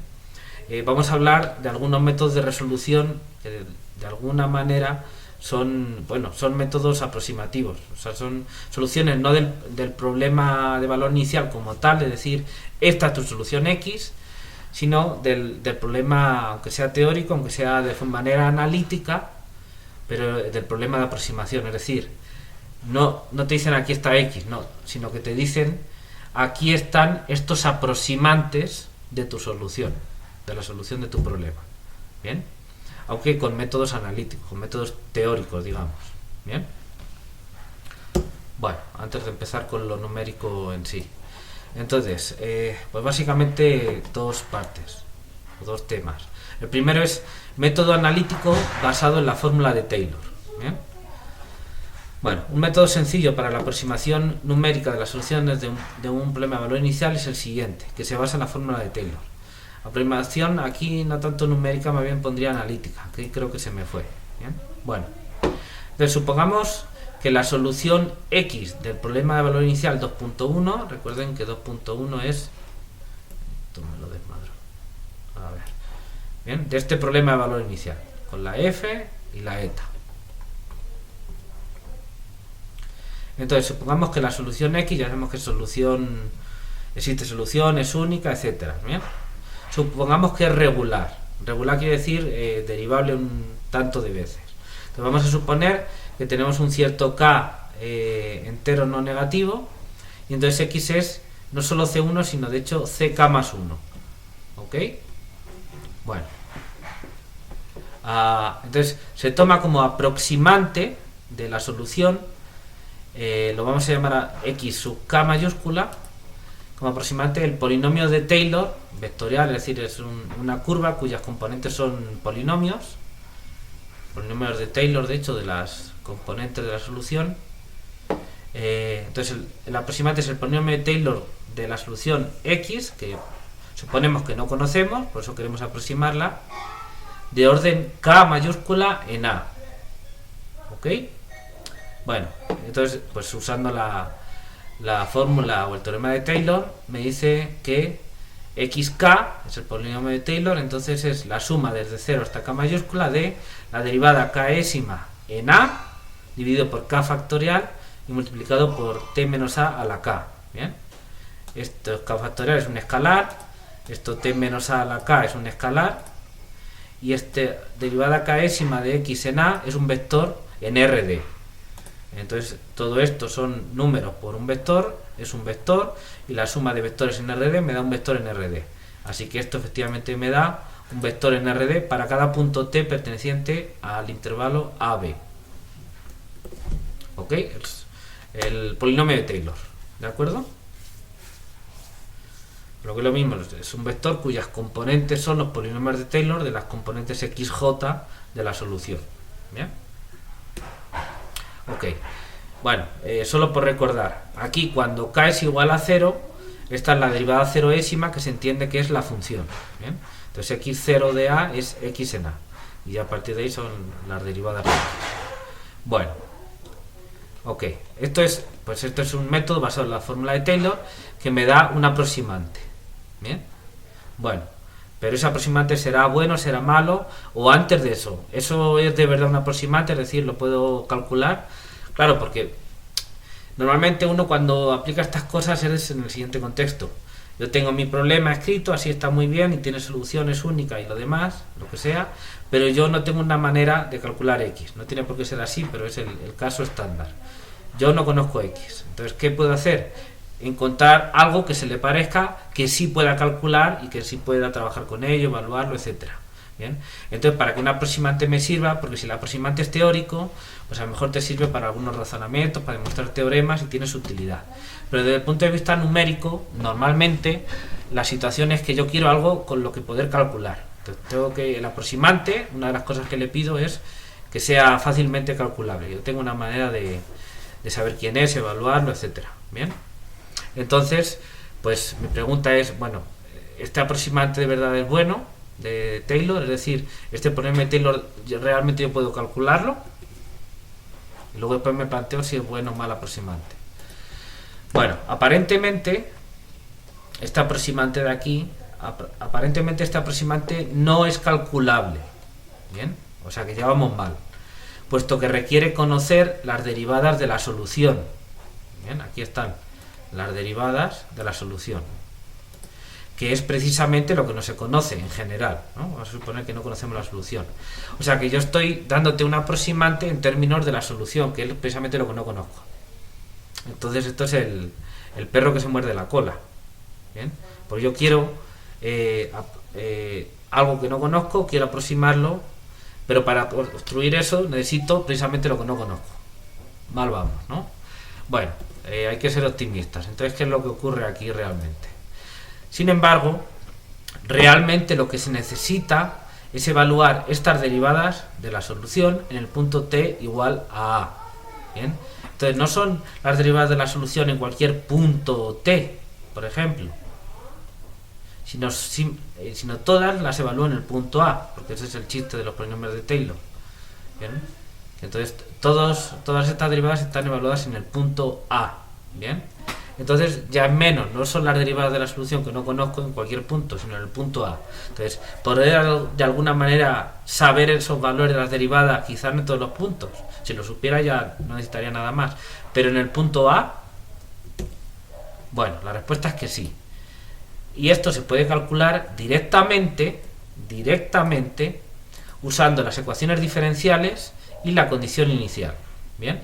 Y vamos a ver cómo se hace esto. ¿De acuerdo? ¿Sí se entiende el planteamiento del método? Hasta este momento todavía no hemos terminado. ¿Sí? Jesús, Arturo. ¿Sí? Bueno, seguimos. Vamos a ver. Entonces, concretamente, ¿cómo calculamos estas derivadas xk en a? Para k desde 0 hasta k mayúscula. Bueno, primero, la condición inicial permite evaluar la solución en el punto. O sea, x0 de a es, por definición, x en a. Y eso, por la condición inicial, es eta, que es un dato del problema. Entonces, x0 de a es eta. Eso lo tenemos, por la condición inicial. Porque eta es un dato. Si no te dan eta, pues no te están dando el problema. ¿Bien? Así que ese, listo. Más. Además, las ecuaciones diferenciales dan una expresión calculable de la primera derivada en el punto, usando la condición inicial. Claro, la ecuación diferencial, o el sistema de ecuaciones diferenciales, se lee, tenemos aquí 2.1. Este es el problema de valor inicial. Entonces lo que me está diciendo, sí, x es eta, la condición inicial, y la solución tiene que cumplir, por ser solución, que su derivada es f en tx. X' igual a f en tx. ¿Bien? Entonces, pues si yo quiero averiguar quién es x' en a, utilizando la forma de la ecuación diferencial o del sistema, pues entonces x' en a es f en a x de a, ¿no? Estoy sustituyendo las ecuaciones diferenciales y poniendo t igual a a. Y ahora, utilizando la condición inicial, que es esta, pues x de a es eta. Entonces esto es igual f en a eta.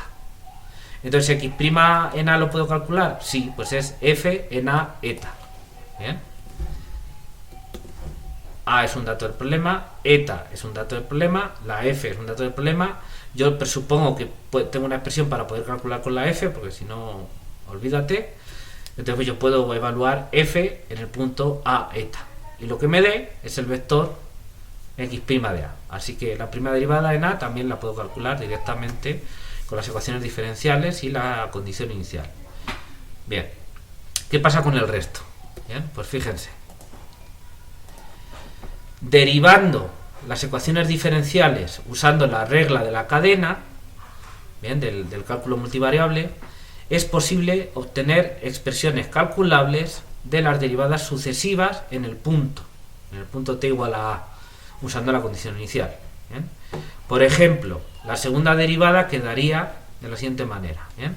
Entonces, Vamos a derivar las ecuaciones diferenciales. Entonces yo parto de mi problema de valor inicial, yo tengo unas ecuaciones diferenciales que vectorialmente se escriben como x' igual a f de t, x de t.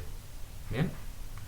Voy a derivar con respecto a t, obviamente, esa ecuación diferencial. Entonces, si x' es igual a f de t, x de t, entonces la derivada de x', que es x segunda, que es lo que yo quiero calcular, en a, es igual a la derivada con respecto a t de la función de t, f de t, x de t. Entonces f es una función de varias variables, x de t de una sola variable, tengo ahí una composición, también me aparece la t en el primer argumento, pero en definitiva eso es una función de t que yo sé que es derivable porque la f estoy suponiendo que es regular y demás.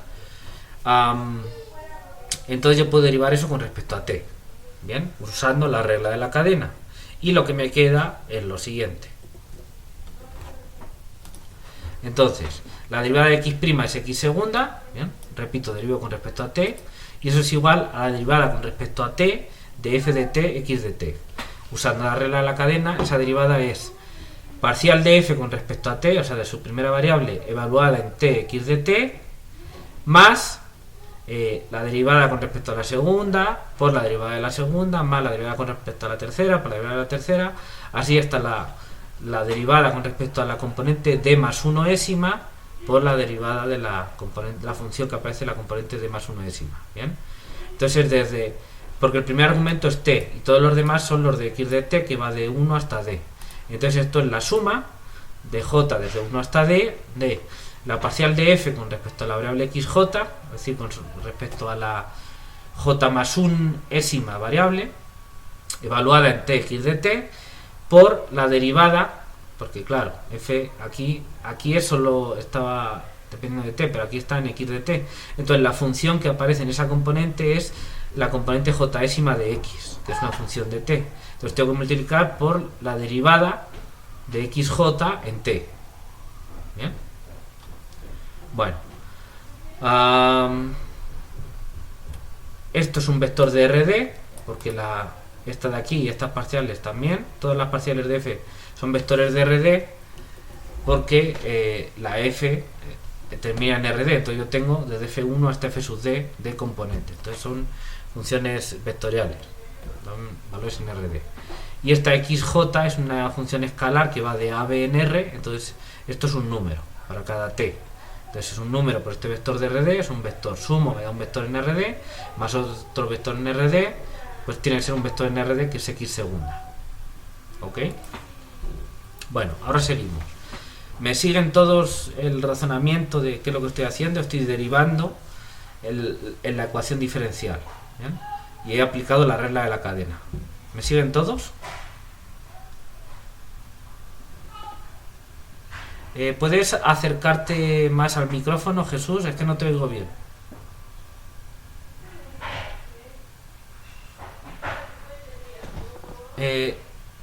No te oigo. Trata de hablar más alto o acercarte al micrófono, Jesús, por favor.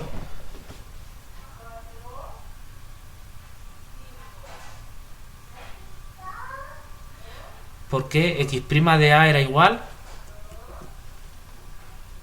¿Esta?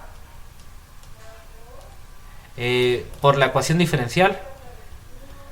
Porque las ecuaciones diferenciales yo tengo que x' es f de tx. Aquí me falta un argumento en t y aquí también. No, está implícito. Entonces, esto para cada t, poniendo t igual a a, me queda x' en a igual a f de a x de a. Son las ecuaciones diferenciales. Y luego ya sustituyo la condición inicial y x de a es z.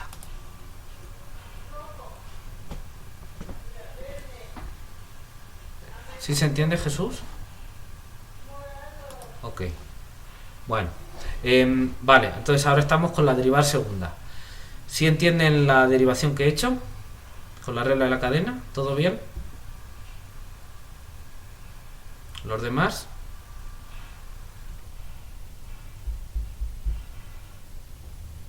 Ok. ¿Jesús? Sí. Vale. Muy bien. Pues seguimos. Entonces, utilizando la ecuación diferencial, derivándola, yo tengo que x segunda tiene esta expresión de aquí. ¿Bien? Vale. Y ahora simplemente lo que digo es que utilizando otra vez la ecuación diferencial, que me dice que x' es f de t x, pues en particular la componente j'ésima de x' es xj'.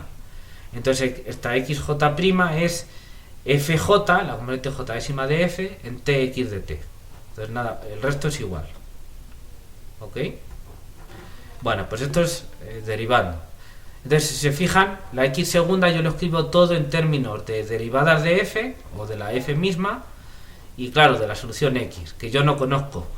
Pero, evaluando en el punto t igual a a, sí la conozco, porque yo tengo la condición inicial x en a igual a eta, entonces puedo sustituir.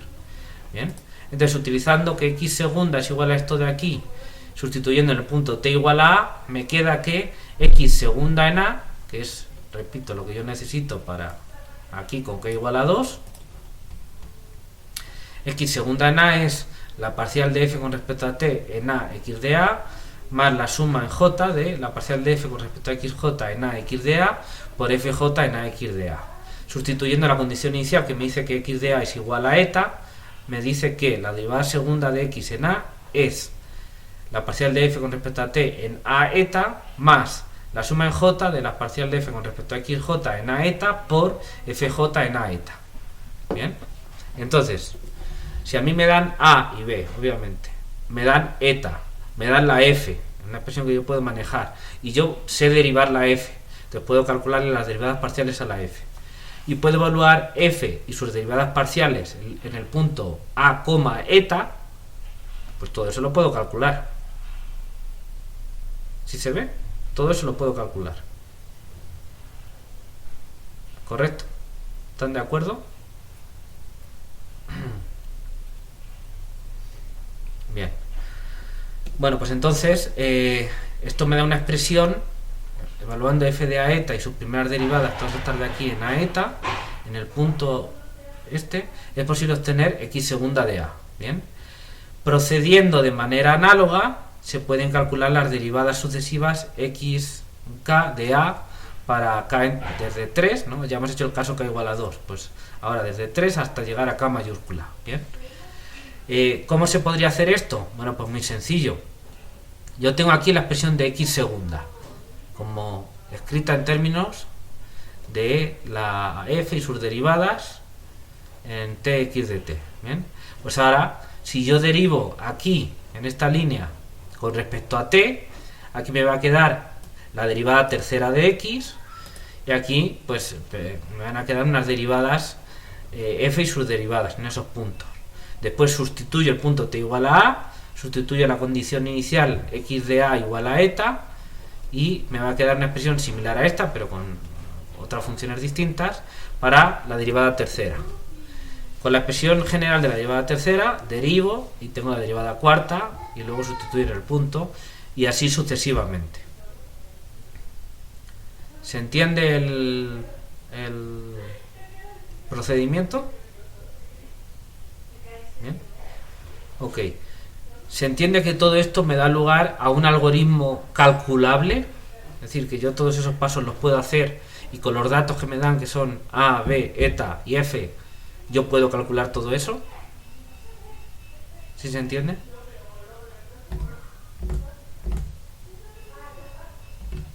Ok, entonces estarán de acuerdo conmigo que entonces yo estos aproximantes los puedo calcular. Bien, los aproximantes xk, que son el polinomio de Taylor de orden k.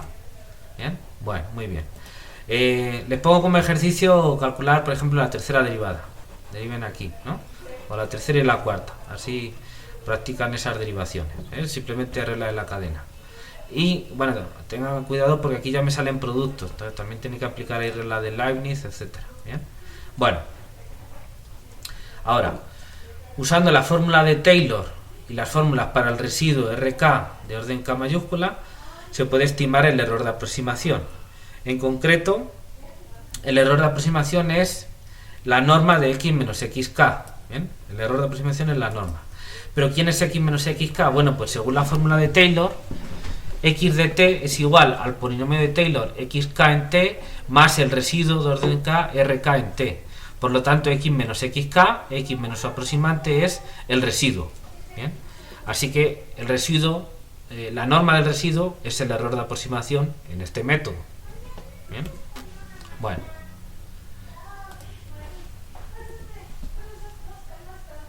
¿Perdón, Jesús? No te escucho.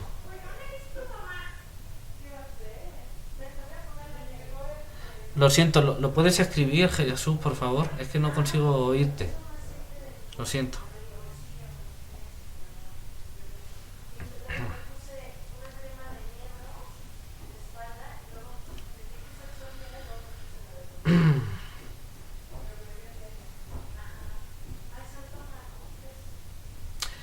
XK es el aproximante. Mira. El aproximante de este método, que es el polinomio de Taylor. ¿Ok? ¿Sí se ve, Jesús? Vale. Es el aproximante, el polinomio de Taylor. Porque está definido así, esto lo estamos definiendo en este método. Analítico. Si se fijan, esto es analítico en el sentido de que estamos haciendo cálculos con derivación y demás para obtener expresiones analíticas de los aproximantes. Los aproximantes tienen una expresión como función, una formulita, son un polinomio, los polinomios de Taylor. ¿Bien? Pues eso es un método analítico. ¿Bien? Bueno, ok. Vale, entonces el error de aproximación es la norma del residuo, como ya hemos dicho, porque la fórmula de Taylor me da eso. Y el procedimiento descrito anteriormente, es decir, esto que estuvimos haciendo aquí de derivar las E2 y demás, permite obtener expresiones explícitas para el resto, ¿no? Utilizando las fórmulas del residuo, en términos de la f y sus derivadas parciales. Solo que ahora en el residuo no lo tenemos evaluada la derivada de orden xk más 1, que es la que está involucrada, no está en el punto A, sino en unos ciertos puntos psi sub j, que dependen ahí de las aplicaciones, la aplicación en términos de valor medio, lo que sea, ¿no? Entonces, sí, ahí ya, no, como es en un psi sub j y no es en un A, no podemos utilizar la condición inicial para saber qué valor tiene. Bueno, pero como queremos estimar en un cierto intervalo, pues nos van a salir ciertas funciones, ¿bien?, que podemos estimar en todo el intervalo AB, porque lo que sabemos es que psi sub j pertenece al intervalo AB. De hecho, al intervalo AT, ¿no?, para cada t. Pero bueno, lo podemos acotar por el máximo de esas funciones, el máximo en t en el intervalo AB. Y eso nos permite obtener estimaciones del residuo y por tanto del error de aproximación de este método. ¿Ok? Fíjense que en la fórmula del residuo me va a aparecer algo así como b menos a a la k, ¿no? Cosas de ese tipo, pero también a la vez me está apareciendo dividiendo la fórmula del residuo k más 1 factorial. ¿Bien? Que cuando k sea grande, pues eso va a ser un número pequeñito. ¿Bien? Entonces sí, voy a tener una expresión así, un chorizo enorme para la derivada k más 1ésima, y también tengo b menos a la k más 1, ¿bien? Pero abajo tengo un k más 1 factorial. De alguna manera esa es la ganancia, porque el factorial crece bastante rápido y está dividiendo. ¿Sí se ve? Es el chiste de las fórmulas de Taylor, que ahí aparecen los factoriales. Muy bien. Bueno, entonces, una conclusión. Es claro, por la naturaleza de los polinomios y los residuos de Taylor, que esta aproximación será mejor cuanto mayor sea el grado considerado, ¿no? Por lo que estábamos diciendo. ¿Bien? Ya saben la idea de que cuando uno va considerando una función, por ejemplo en el cálculo 1, y va haciendo los polinomios de Taylor, pues de alguna manera cada vez se van pareciendo más a la función, cuando el grado, el orden de los polinomios va creciendo. Bueno, y la aproximación será más precisa en un entorno de A y más grosera lejos de A. Bien, pues eso también lo saben. Cuando uno hace el polinomio de Taylor, pues claro, estás utilizando la información de la función y sus derivadas en el punto A. Entonces, esa aproximación es buena, o es tanto más buena cuanto más te acerques al punto A. Pero según te vas alejando, t se va alejando del punto A, pues los polinomios empiezan a no parecerse. Bien, eso lo saben desde el curso de cálculo diferencial de una variable. Bien, entonces pues este método es lo que es. Bueno, por lo que si el intervalo AB es muy largo, esta técnica obligaría a considerar grados muy altos, de ser posible. En cualquier caso, este método proporciona un algoritmo computable para obtener aproximantes analíticos de la solución, siempre que las derivadas parciales de la función del lado derecho se puedan obtener sin problema. ¿Bien? ¿Por qué son aproximantes analíticos? Pues lo que digo, como tal, numérico no es. Sí, es computable, claro, pues tengo que calcularlo de alguna manera, ¿bien? Pero de una manera, digamos, analítica, o sea, haciendo derivadas con la pluma y el papel, haciendo derivadas de la f y calculando esas expresiones, y luego si quieres ya con las formulitas pues las puedes meter en la computadora y evalúas en el punto a, eta, todas esas cosas, y te van a ir dando esos numeritos, y eso pues serán unos coeficientes vectoriales del polinomio vectorial que te sale, ¿no? Entonces te sale un vector con d polinomios. ¿Bien? Y eso es una expresión analítica, porque no me sale puro numerito, en una más yo tengo unos puntitos, no, me salen unas funciones que son además polinomios que yo puedo evaluar en todos los puntos t del intervalo. Entonces son expresiones analíticas. Si se ve, entonces esto no es un método puramente numérico, de hecho es un método analítico. Hay que hacer trabajo teórico. ¿Bien? Aunque ya sabemos que hay software que sabe derivar y lo que sea, pero bueno, conceptualmente es un método analítico, un método teórico. ¿De acuerdo? Aunque pueda tener alguna componente de evaluación que uno lo puede hacer con la computadora, lo que quieran ustedes, pero es un método analítico. ¿Se entiende ahí la diferencia? Muy bien. ¿Hay alguna pregunta antes de seguir?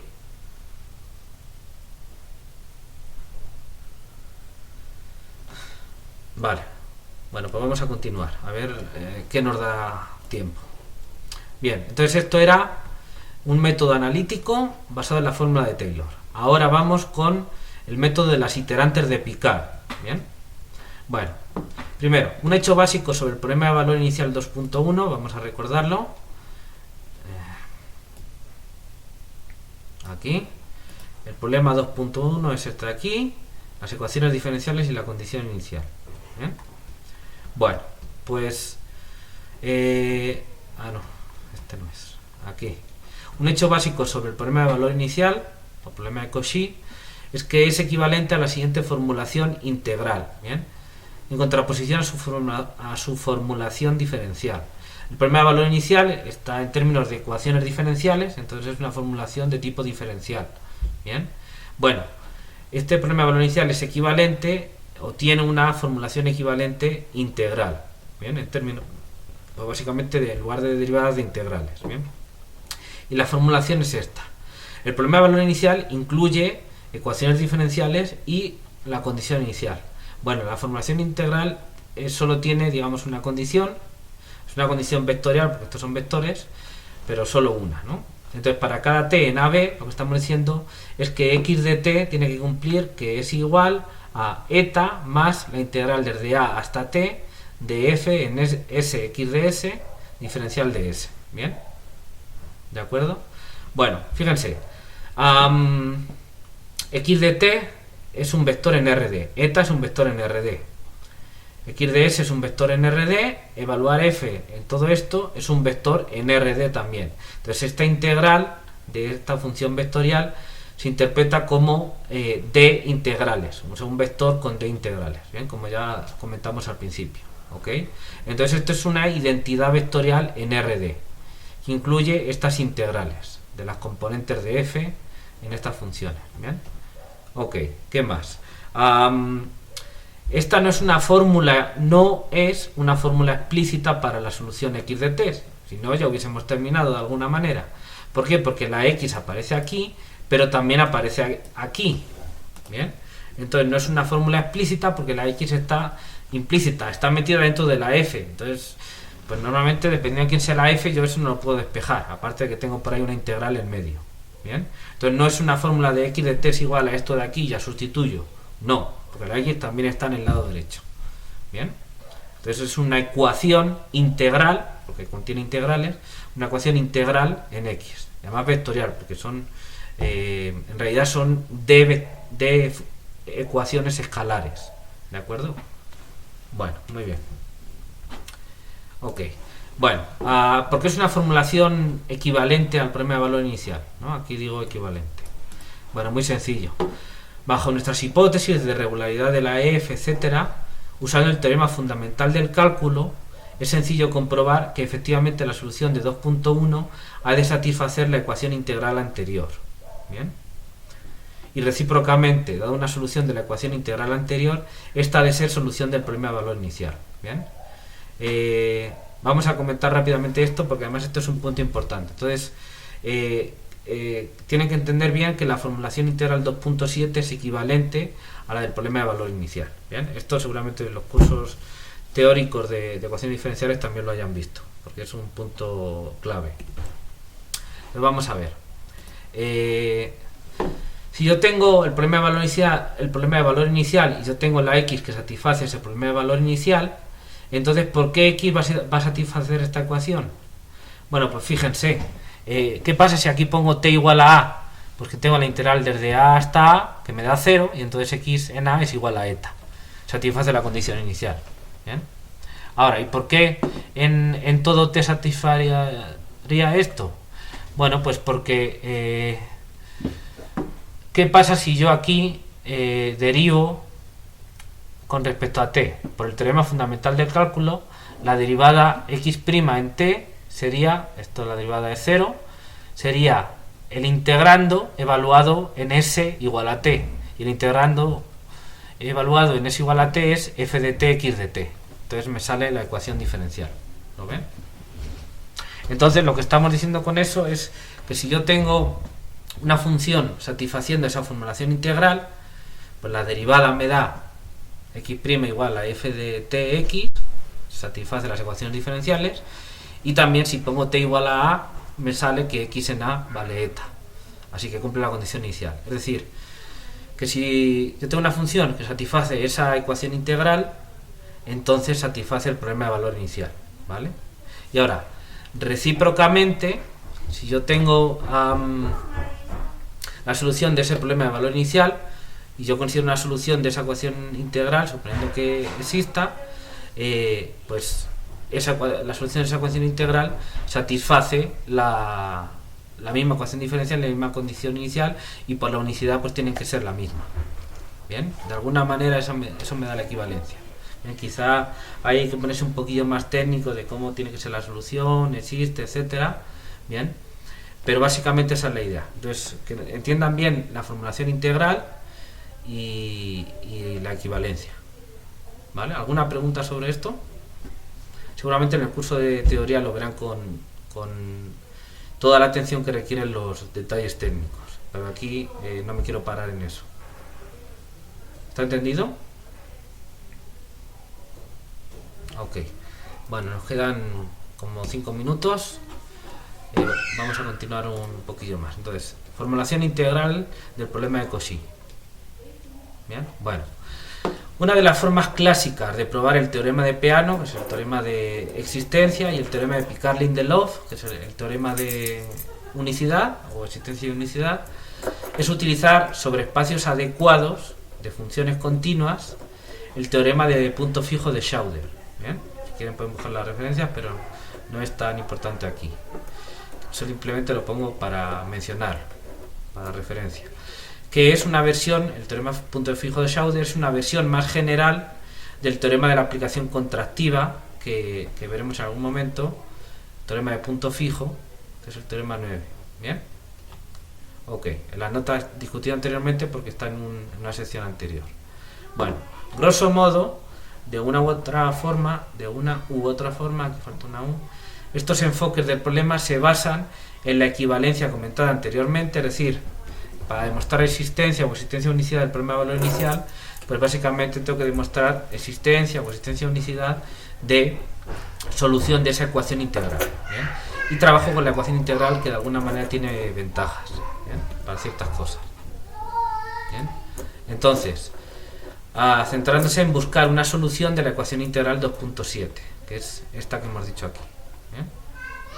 Bueno, con objeto de aplicar el teorema de punto fijo, se considera el operador integral t que a cada función y de AB en RD continua le asocia una función t de y, que es continua, igual de AB en RD, de hecho es C1, ¿bien? De la siguiente forma, pues es parecido a esa formulación integral. Entonces, t de y es el resultado de hacer eta más la integral desde a hasta t de f de s, y de s. Entonces, y es el argumento, y el resultado de todo esto me da otra función, porque esto depende de t, que llamo t de y, ¿bien? Es la imagen. Entonces es un operador, porque es una aplicación que come funciones y devuelve funciones, ¿ok? Bueno, muy bien. Es evidente que el hecho de que x sea punto fijo de t, es decir, que t de x sea igual a x, eso cuando veamos la aplicación contractiva lo verán, lo leerán, pero bueno, punto fijo básicamente quiere decir esto. Equivale a 2,7, porque claro, si aquí pongo t de y igual a y, pues esto de aquí es 2,7, simplemente, ¿no? Ok. El paso siguiente, entonces, de alguna manera lo que se busca es encontrar un punto fijo de t. O sea, esto, un x que satisfaga esto. ¿Bien?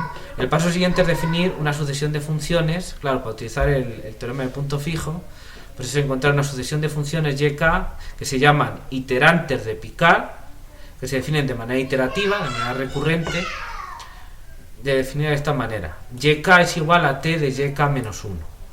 ¿Bien? Donde y0 es una función apropiada, normalmente no tiene mucha importancia, pero bueno, una función y continua de AB en RD. ¿Bien? Es decir, yk igual a t de yk menos 1, que así es como se van definiendo iterativamente, pues explícitamente quiere decir esto de aquí, ¿bien? Donde para cada k y cada t, yk es esta expresión de aquí, donde aquí estoy poniendo yk menos 1. ¿Ok?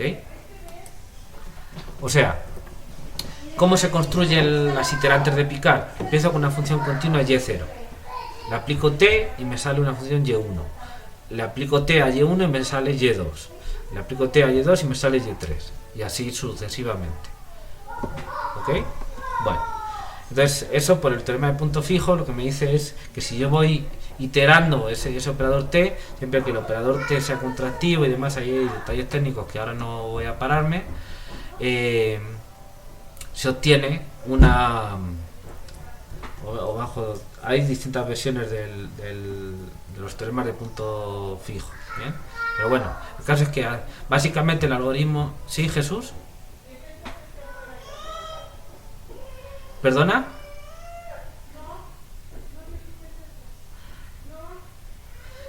Cielo, no te escucho, Jesús. ¿Puedes escribirlo, por favor?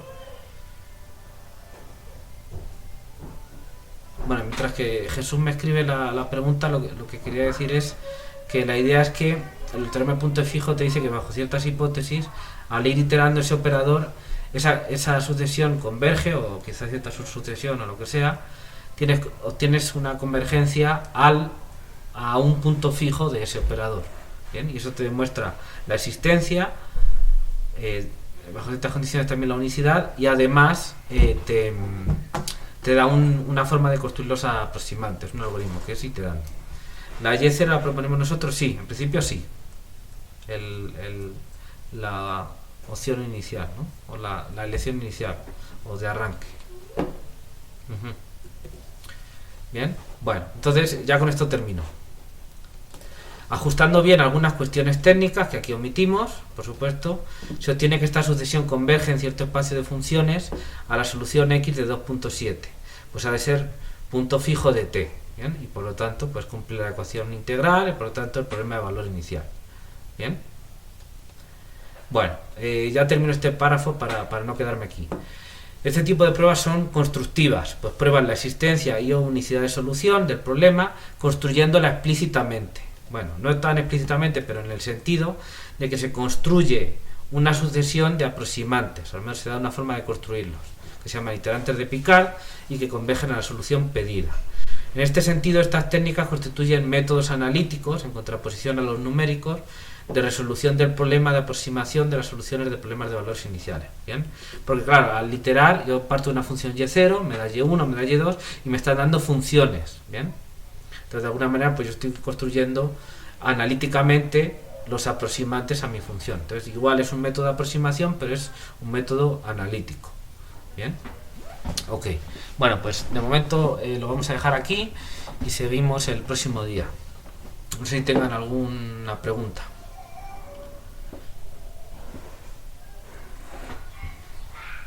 Bien, es muy probable, o al menos cabe la posibilidad, que el método igual, el método de iterantes de Picard lo vean en el curso teórico de ecuaciones diferenciales, pues a lo mejor como una forma de demostrar esos teoremas de existencia y unicidad. Bien, de hecho se llama iterantes de Picard y se utilizan para, entre otras cosas, para demostrar el teorema de Picard-Lindelof, el teorema de Picard, ¿no? Según ahí hay muchas versiones. Pero en naturaleza de alguna manera ahí es el espíritu y ese tipo de ideas son las que están ahí. Se puede mostrar de otras maneras también. ¿Bien? Ok. ¿De acuerdo? Bueno, pues si no hay más preguntas, terminamos con esto. Que tengan un buen fin de semana, que descansen y que también trabajen. Y nos vemos el martes. Yo voy... De nada. Yo voy a procurar ponerles la siguiente práctica para que sigan trabajando porque el tiempo se va rápido. La siguiente práctica, la número 2 en el Google Classroom. Entonces estén al pendiente, por favor, de checar eso para que vayan trabajándola. ¿De acuerdo? Bueno, pues que tengan un buen fin de semana.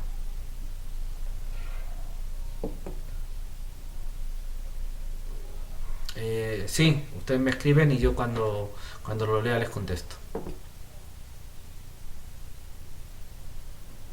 Hasta luego. Hasta luego, Jesús.